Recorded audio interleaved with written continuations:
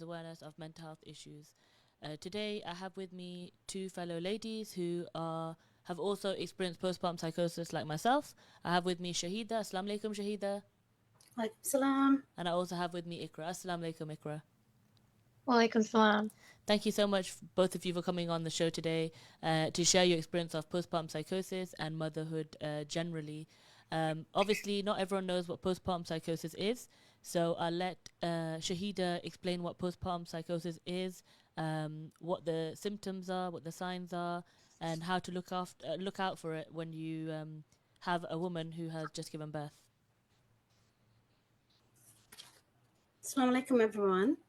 So, like Zebi said, a lot of people have heard of postnatal depression, anxiety, and baby blues after they have a baby, but no one's actually heard of postpartum psychosis. It's actually a very severe but treatable mental illness which happens in the days or weeks following childbirth. And the symptoms can be really distressing and scary. I'm going to go through some of the symptoms. So, delusions. So, strong beliefs that others don't share, special powers, connection to God, special messages being sent to you or receiving special messages. Women can have hallucinations, so they can see, hear, feel, or smell things that are not there.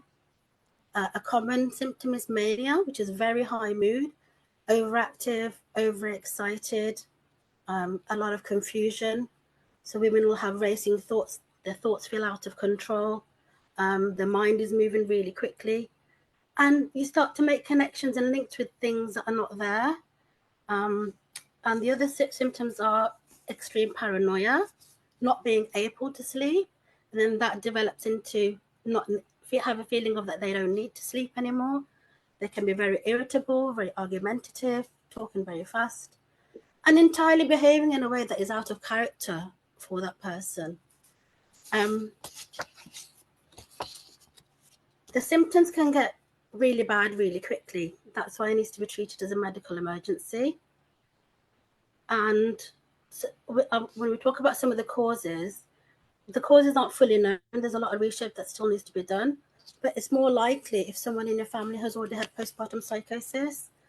They think it's something to do with a change in the hormones. We all know that women's bodies go through such a big change when they give birth, and the hormones are up and down and change quite rapidly. And also they think there's a link to disrupted sleep, so not getting enough sleep.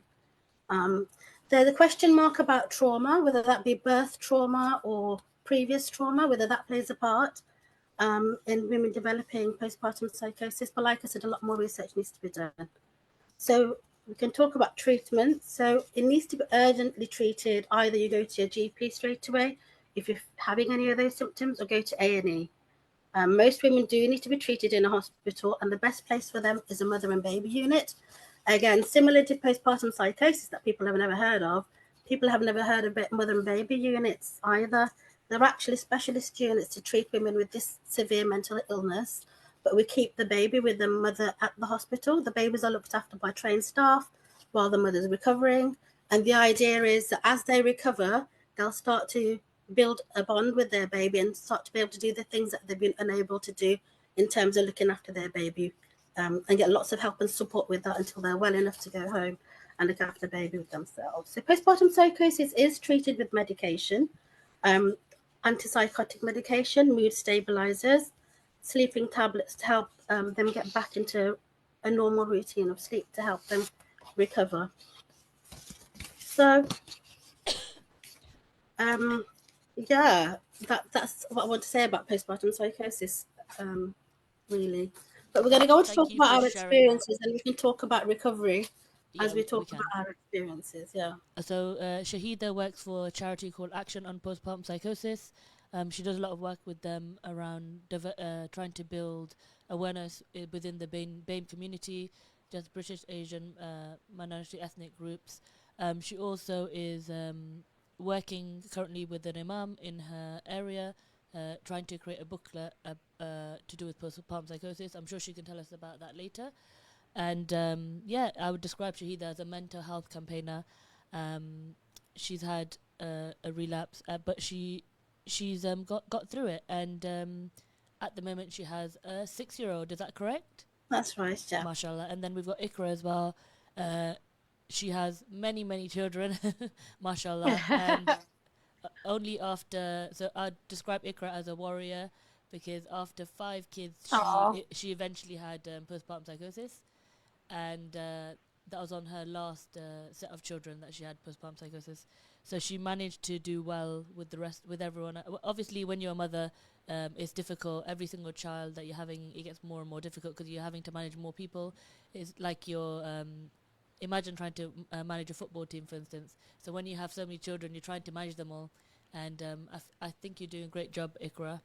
And yeah, you had a spell where you were unwell, and we connected. And I believe you also want to join the APP team one day as well.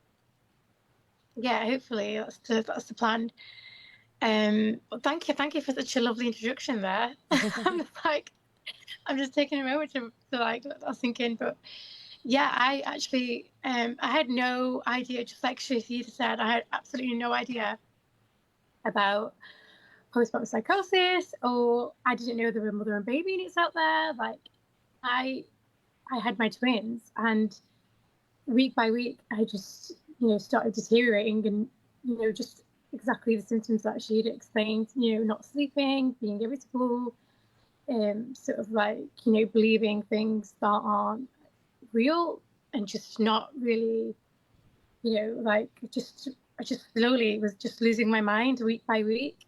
I think I got to about 3 months. The twins were about 3 months old, and things just hit rock bottom for me. I just absolutely was just living, living something that wasn't really reality. Like, I just really strongly believed in things that weren't exactly real. And then it really played in my mind, and I wasn't sleeping, and I was really poorly. And eventually I thought the only result was to, I thought I was the issue, and I didn't think there was help out there for me. I thought maybe getting rid of myself, then everybody else would be safe, and because of the, strange thoughts I was having. Which then resulted in me I ended up in A&E. Again, sort of resisting help, like pretending to health professionals that everything was okay, and I just wanted to get back home. But when I remember this one lady just explained to me that, slow down, you're not getting locked up, we're not gonna, lock you away and throw away the key. We're gonna get you help. You're just a mom who needs to sleep, needs to go to sleep, and we've got a place that's, somewhere where your twins will be looked after and everybody will be okay. You're the kids at home will be okay, and you just need to, abide by what I'm saying and just follow my instructions, and you'll be fine. And I remember getting to the mother and baby unit and just, receiving the helps, meeting other mothers that were poorly, and just sort of began my journey and recovery from there. And I'm so appreciative to the cause. That's why I'm here today. That's why I reached out to you, Zebby, because like now that I'm, fit and healthy, I can't stop thinking about, the ward that I was at and the mothers that could be suffering right now, and just kind of wanting to say that everything's going to be okay, just like this woman I met in A&E who held me by my shoulders and shook me and said, you're going to be okay, like we've got help for you. I think that's all a mother needs to hear, isn't it? When they're going through a hard time, just that one person who is real with them. I felt like I had that experience as well, where someone was real with me, and I had to have a few conversations because sometimes when you're unwell, it takes some time to accept it, and it's nice to have those real people who are there, genuine, and they're telling you how it is. They're not sugarcoating anything. They're just telling you the truth that you're ill right now, but you will recover. Yes. Yeah. So I remember there was this like Sorry, go ahead. There was this one line that like the doctor, I remember, I think she was called Dr. Sarah, kept saying that you can't run with a broken leg. And it's true, like you can't run with a broken leg. Like just because you can't see a mental illness doesn't mean that you don't need to heal right now. Yeah. I like that. A nice Yeah, analogy. so similar to yourself, when I had postpartum psychosis, there were really just strong links to our religion, my Muslim faith. So it started off, I was really scared all the time. I had sort of baccarat playing in the house non-stop. I was obsessed with, having my four calls and blowing myself, protecting myself, protecting my daughter. For me, sleep deprivation played a big part because I'd spent a significant amount of time in hospital before she was born. So by the time she was born, I hadn't slept in almost 6 days. So for me, that was I feel a big factor. Then I got home, and like I said, it started off with being scared all the time. Then I think something or someone's going to harm my baby, and then that developed into, the special messages. I've got special powers or a special connection with Allah. My daughter's special, and that kind of just snowballed really. And my family, as with a lot of Muslim women who I speak to, talk about that overlap with our religious beliefs, that people think it might be a spiritual affliction. So, they'll try ruqya or whatever, some kind of spiritual healing. And my family were open-minded to both. So when they saw that I wasn't responding and getting worse, they knew that I needed medical help. Again, like yourself, Ikra, I tried to resist it. So I did go to A&E as well, but I kind of talked them out of diagnosing me with anything. And I kept saying it's because I haven't slept. I'm really tired. That's all it is. And they kind of gave me a few sleeping tablets and sent me home. But it got to a point where I got so bad. I had like an episode in my GP's surgery. We'd gone with my daughter, an appointment for her. And I'd kind of just lashed out, threw a cup of water across the room. My GP walked in, looked at me, and he just said, "Oh my God, she's really, really ill." Now that was on a Friday, and he referred me to mental health services. And that day I went to my mum's to stay there because my husband was just finding it really difficult. I mean, everyone was staying over at my house. My brothers were taking it in turns. My mum was staying over, trying to help look after my baby and look after me as well. And then my midwife and house visitor came to my mum's house on the Monday after I'd had this episode on the Friday. And again, I had an episode in front of them. I was on the floor. I was saying random things.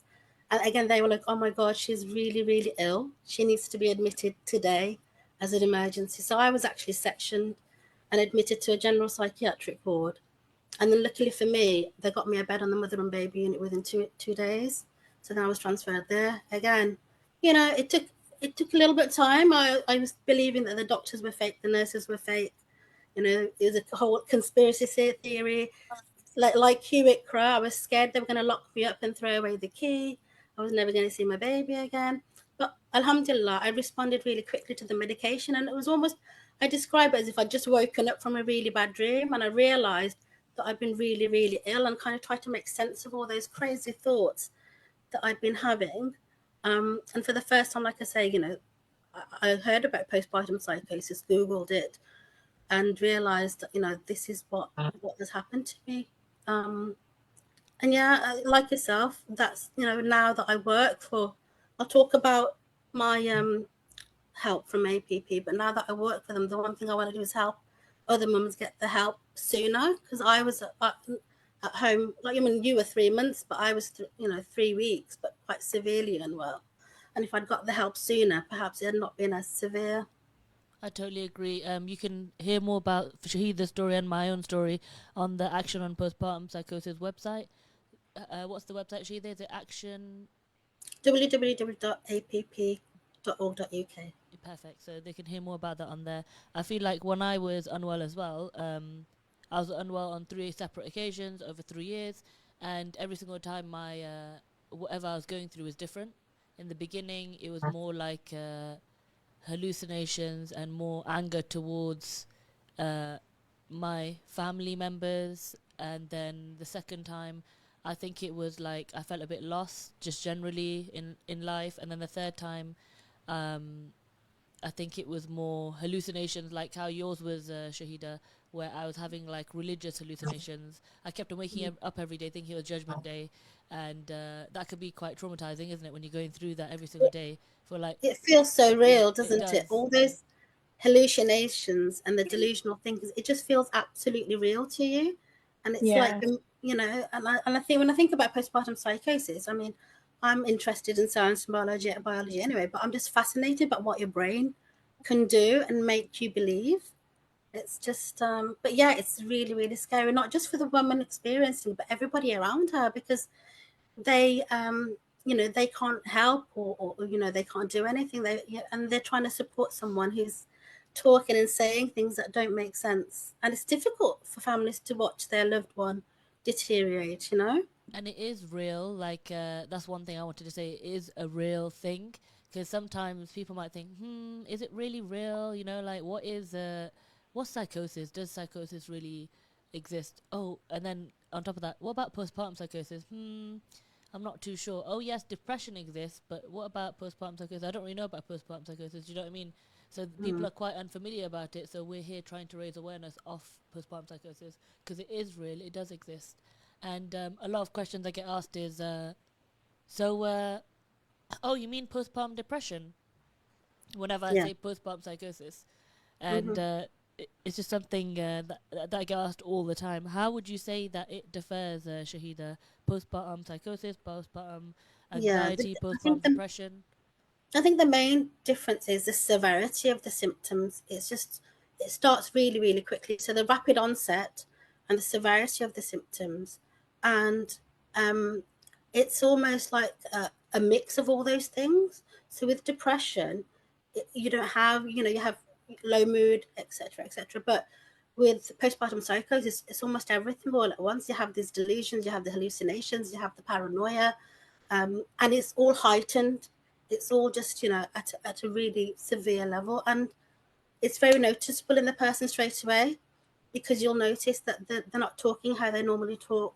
They There's something about losing inhibition, so almost inappropriate things that they're saying and doing in front of family, whatever, or friends. It's just that complete person behaving completely out of character, and you're thinking, oh my gosh, this is this is not this person. This is not my sister. This is not my wife. What's going on? And I think that's how you recognize it, by the rapid onset of it. And even if you Google postpartum psychosis symptoms, this is what my partner did at the time. Um, I was ticking every single box of postpartum psychosis, so it's quite Yeah. obvious. Postpartum psychosis can be quite obvious, especially when you Google it and you see the symptoms. Over communicating, lack of sleep, hallucinations, all these symptoms that you see, you can see them in real life as well, and then you can think, oh yes, they are going through postpartum psychosis. But it's just about educating people about it. I know Mm-hmm. when I was unwell, every single occasion for me, like I want to talk about the help aspect. Um, Help was too late for me, and if I had got help earlier, then that would have been a lot better. And because it Mm-hmm. was too late, I was in the organization mental health units for like 4 months every single time. Mm-hmm. And The, so I'm thinking, like, for me, I'd say it was too late, the help.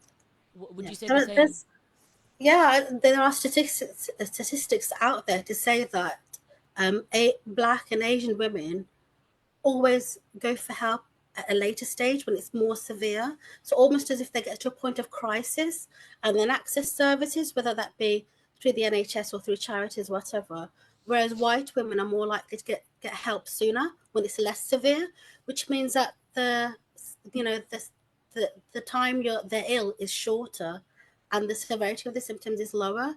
So these are the kind of health disparities that we're aware of in our Black community, in our South Asian community.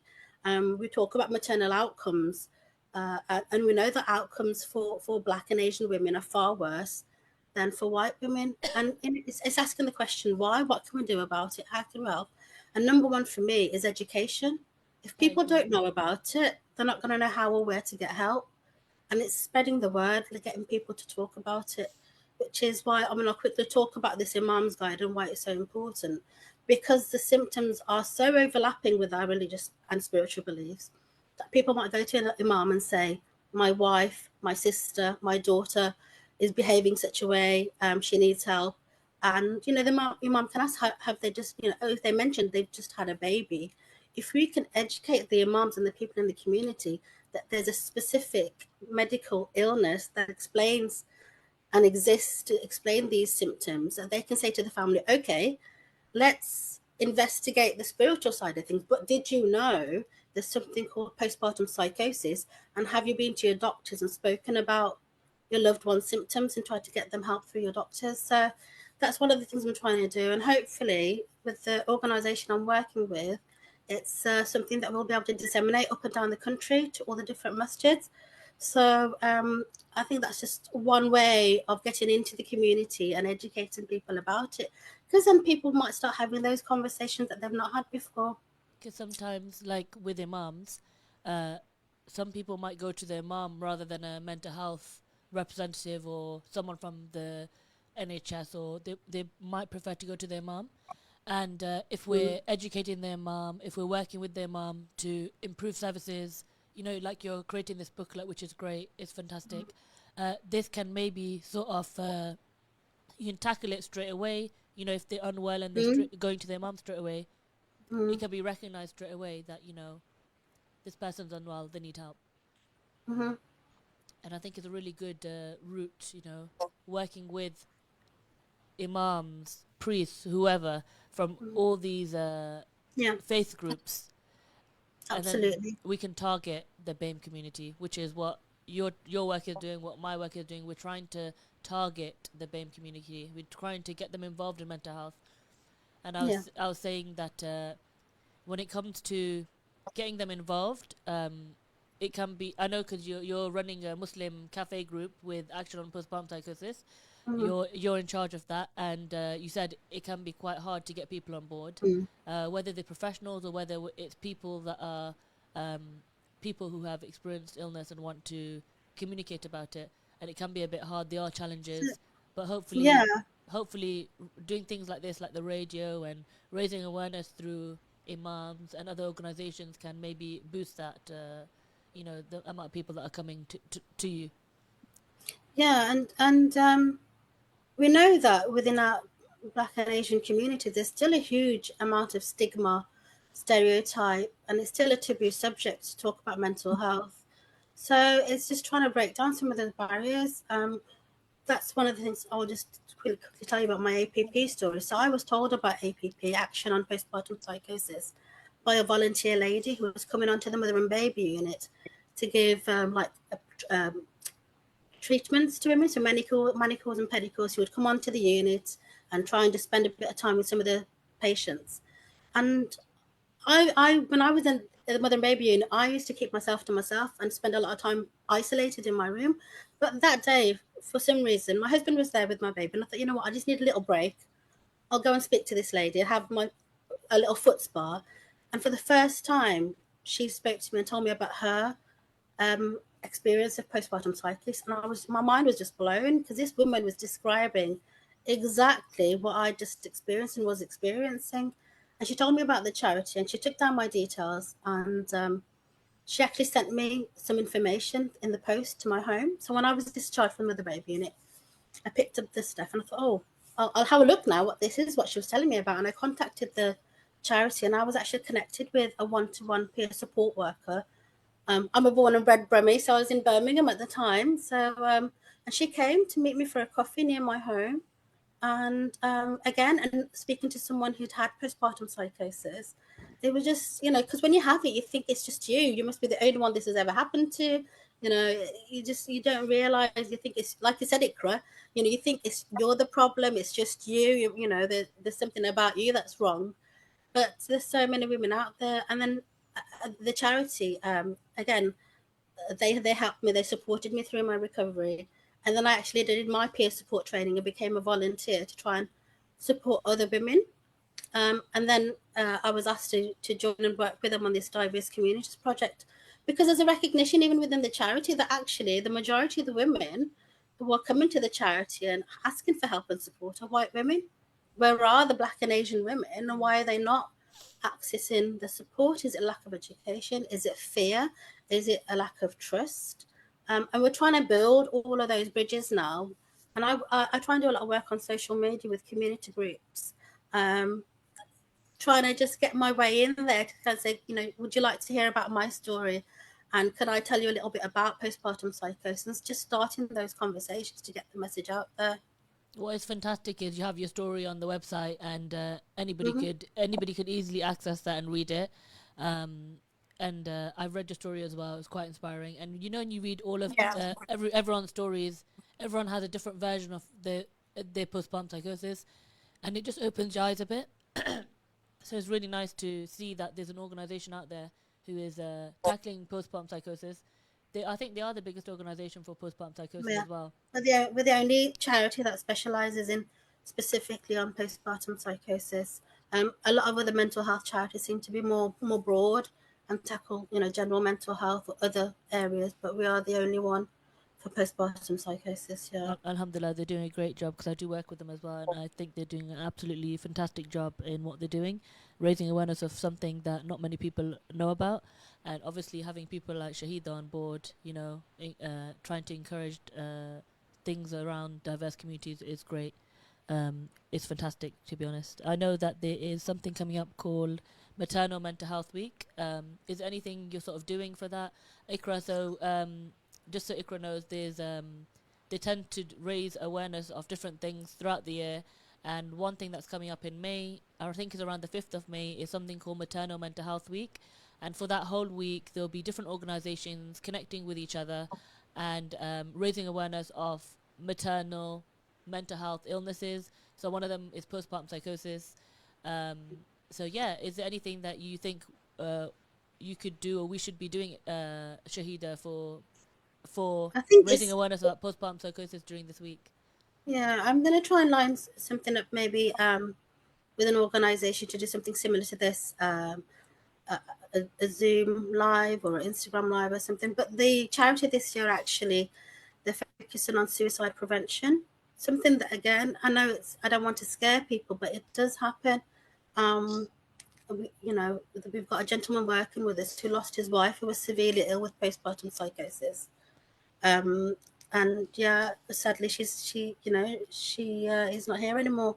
It's raising awareness about that, and also being able to support families who've gone through that as well. That's one of the things we'll be focusing on as a charity. But talking about family, Ikra, I just wanted to ask you about your kind of support network that you had. What help you had in terms of recovery and support from your family and friends? Well, I really struggled with with accepting the help. So I really just had support from my husband.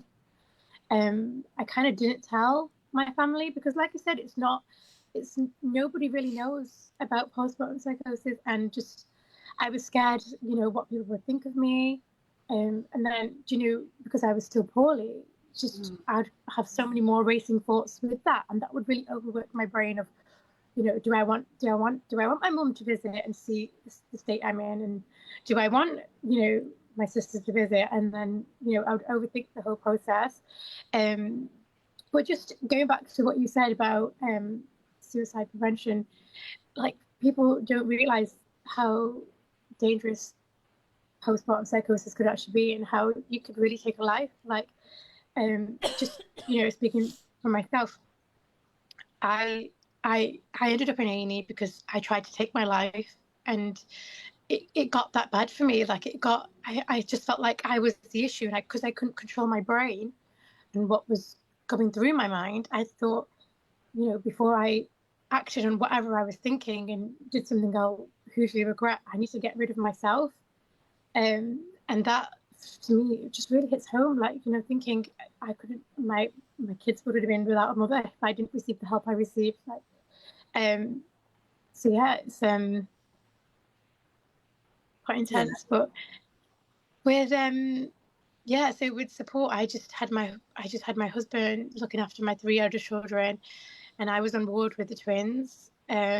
Just sort of getting by, just sort of accepting that I was poorly and there was an actual thing there.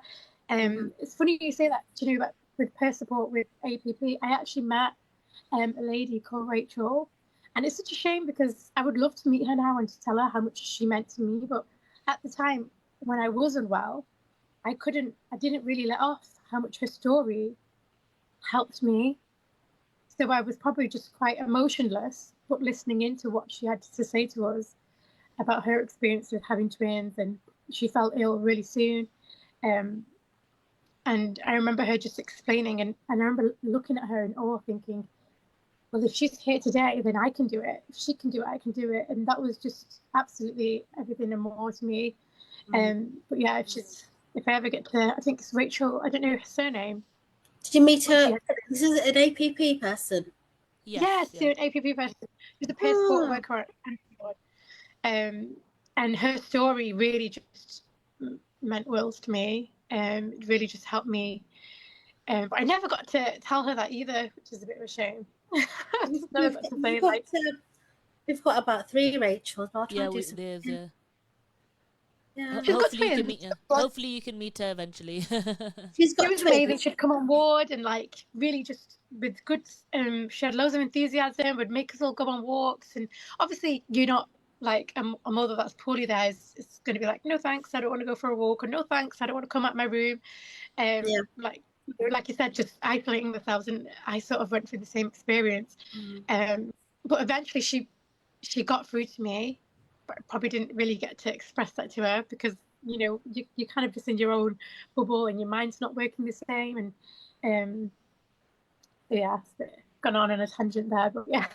No, it's actually really wonderful to hear, and I think I know which Rachel it is, but her surname's evading me at the moment. I will do some digging and find out who it was, and definitely connect you, because we just had an away day for the charity on Wednesday actually, and I met my peer support worker after it's been 5 years, so to see her again, it was fantastic. Just to give her a hug and just say, thank you once again for the support that you gave me. So it was something really special. And I wanted to add as well, like just hearing about what you're doing with the imams and the guides, I just think that's such a wonderful idea, because Inshallah. I mean, I can only speak for my community, but coming from an Asian community of Muslim women and being in the Pakistani culture, again, like postpartum psychosis it's not a thing. You're classed as, someone who's just absolutely lost the plot. Like you're not given the sympathy for, this is why I was so hesitant to like reach out and ask for help. I didn't think there was help. So to have that option for like a mom or a husband or a sister to go to the mosque and speak to her mom, and him to say, she needs NHS help. It's not the spiritual world. It's not, it's nothing to do with our religion. It would be amazing if that's something that's reachable for other families out there. 100%. I went to team building day, and on the team building day, someone said something that humored me a bit, but actually resonated with me. They said that, I'll just put it in a really small snapshot because I'm not going to read the whole story or the whole poem, but they said, imagine preparing to go to Italy, and then you're on the plane, and then you end up in, like, let's say Paris. How would you feel about that? Like, you've prepared, you've done all your research, and you've planned all your itineraries and things, and then you ended up in a completely different country to where you were meant to be. And that's motherhood as well. So motherhood is like that. You prepare so much. There's so many courses out there that tell you that this is what you should do. Breast is best. That's what I heard when I was unwell. Before I was unwell, sorry, when I was preparing to have a baby. Breast is best. This is the correct way of doing things. You need to do this. The temperature of the room has to be like this. All these things, and you're just thinking, oh my God, how am I going to do all of this? And then when it comes to having a baby, sometimes you go through trauma because you had a bad birth experience, and then after that you're having lack of sleep, you're having loads of things, and then you just sort of crash. Like, I describe it as having a plane crash. Sometimes, when you just like become unwell, and then you have to deal with the after effects of the plane crash. So that's my sort of an analogy about when you're first a mother. You don't know the destination. You're going to the wrong destination sometimes, and then your plane crashes, and you have to deal with everything. And then, like in Ikra's case, she has a number of kids, and then she has to deal with the number of kids. Then she also has to deal with the actual new set of twins as well.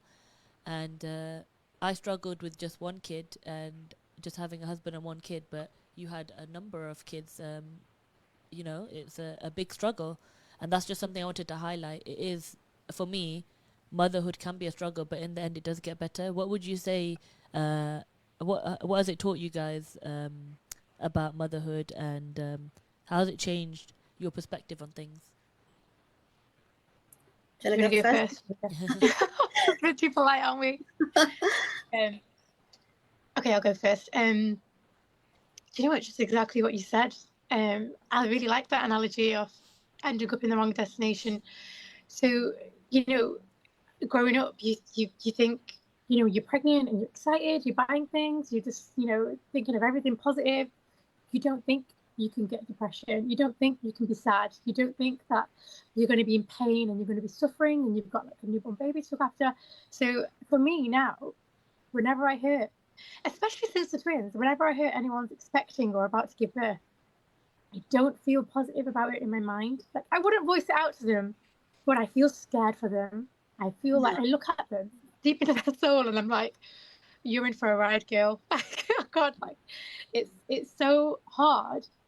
I didn't have a traumatic birth for the twins. I just had a C-section. What was more traumatic for me was coming back home. I had my son is autistic, quite severely autistic, and his needs are quite high. So I had him not really understanding and sort of hitting my C-section all the time, and then just no sleep whatsoever because I couldn't nap, and I was doing the feeds. My husband would stay up with my son. If he woke up, I would stay with the twins.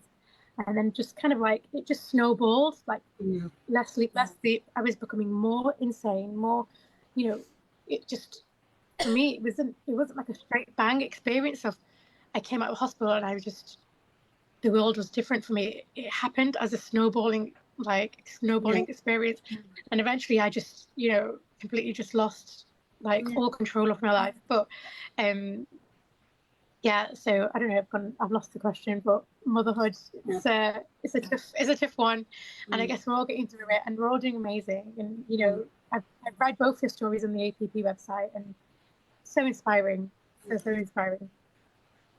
So for myself, I don't mind sharing this. I lost my son.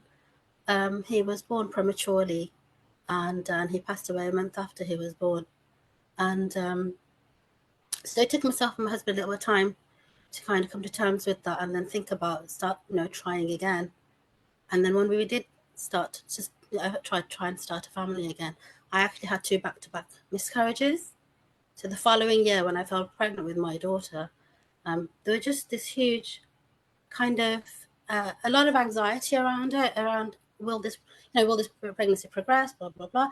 And in fact what happened, alhamdulillah, I had a really, really good pregnancy. I mean, I had to be kept under monitoring quite closely through the hospital. I was actually working for the same hospital at the time, actually. So to go into appointments, I literally just walked out of my office, walked up the road, and I could go for my regular scans and my regular visits. And it actually progressed really well.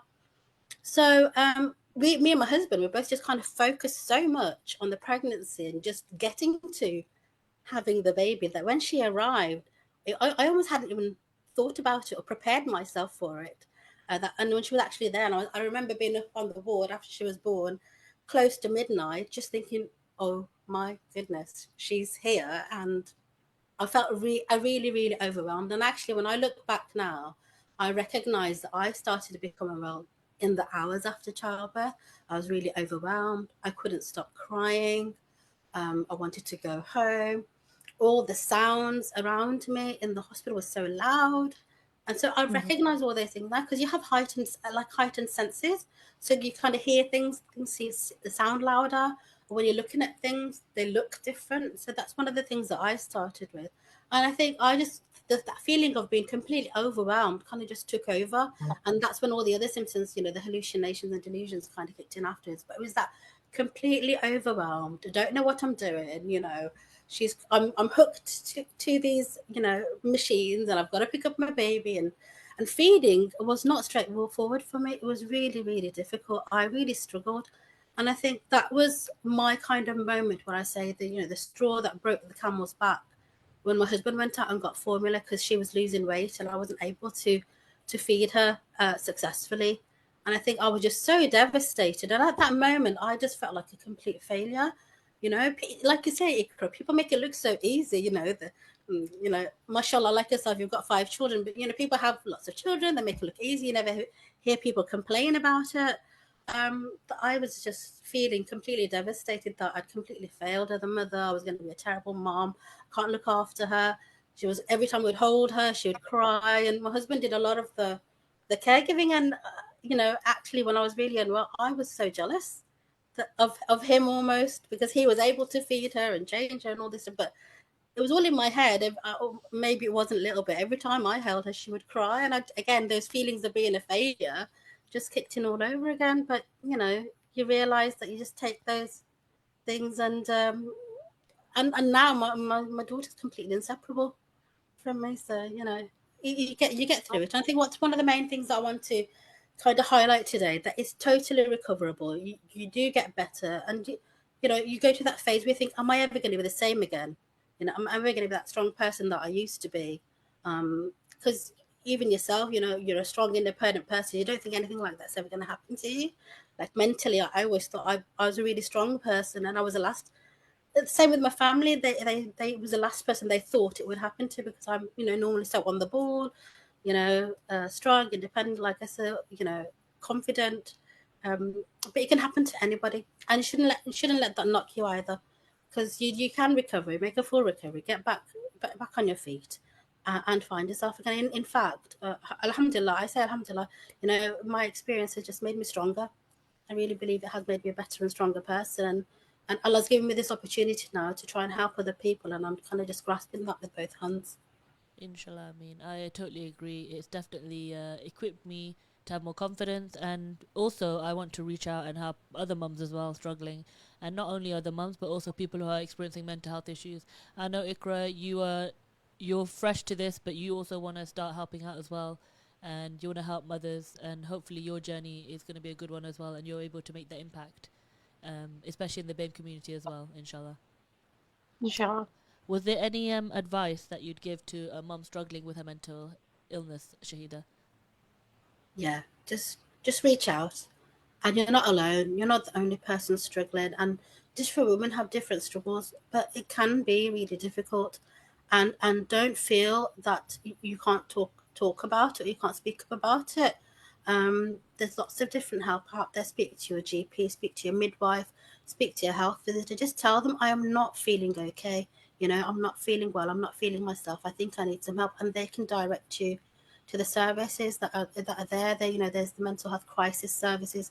If you're really in a crisis, there's community mental health out there. And actually, maternal mental health has come a very long way in the last 10 years, specialist perinatal teams, to people who are actually specialised in helping new mothers with their mental health. So there's help out there. Please do reach out and talk to someone. That would be my thing. There are obviously booklets that APP have for different things that can help you through different things. So like one booklet is about how to look after someone going through postpartum psychosis, and there's a range of booklets, isn't there, Shahida? There are. Yeah. Obviously, we are specifically about postpartum psychosis, but obviously, if you have any other issue, speak to a health professional about it. But we have some user guides that explain what postpartum psychosis is. We'll have one for partners. So, like I say, the husbands and the partners, they bear the brunt of it really, because they're the primary caregiver for that person, and also this new baby as well. Because I simply wasn't able to look after my daughter. So there's some guidance for partners. There's and we've got some translations into different languages as well. So we've got one also about planning further pregnancies, because it can be really daunting. Like myself and Sebi, with that, our first baby is having had postpartum psychosis. There is a chance of having it again with further pregnancies. But if you manage it, have your care plan, have your medication ready, actually a lot of women go on to have other children without having to have experienced postpartum psychosis again. I just want to mention your profile. So you got Shahida Akhtar and Ikra Khan. You can find them both on LinkedIn. So that's SHAHEDA and space AKHTRR for Shahida Akhtar, and Ikra Khan IQRA and then KHAN. So Shahida Akhtar and Ikra Khan for LinkedIn, and myself, mind_off_mum. So that's mind off mum. Thank you so much for listening to us today. Thank you both. Thank you. It's been a pleasure having you on. Assalamu alaikum. Thank you. Wa alaikum Assalamu salam. alaikum.